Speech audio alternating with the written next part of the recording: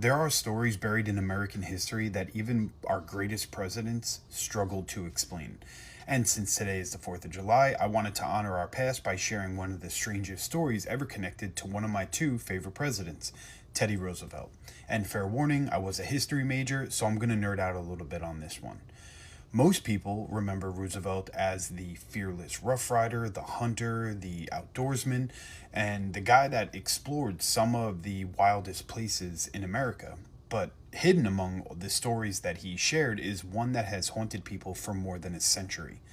While spending time in the remote wilderness and talking with experienced mountain men who had survived places that few people had ever seen, Roosevelt became fascinated by repeated reports of something that didn't behave like any known animal, even by today's standards. And these weren't stories from frightened tourists or just simple people that were passing by. They came from hardened frontiersmen who had spent decades living in the country where one mistake meant absolute certain death. Now, one account disturbed Roosevelt enough that he later wrote about it in his autobiography, and it centered on an old trapper who claimed that he and his partner were being stalked through the mountains by something that was enormous.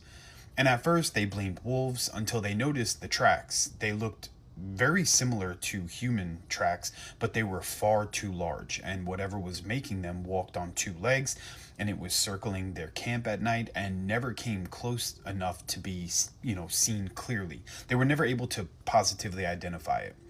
Night after night, the men heard heavy footsteps just beyond the firelight, and branches were snapping, rocks shifted, something watched them from the darkness, and always staying just out of sight. The veteran trappers admitted that they had hunted bears before, mountain lions, and wolves their entire lives, but whatever that this was made all of those animals seem absolutely harmless.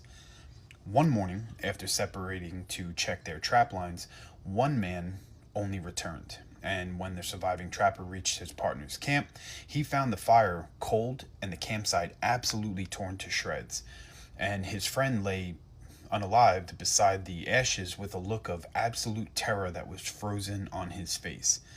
And around the camp were those same massive footprints, walking in circles as though whatever had done it had stood there watching before disappearing back into the wilderness. The trapper abandoned everything that he owned and left the mountains for good after that, and he refused to ever return.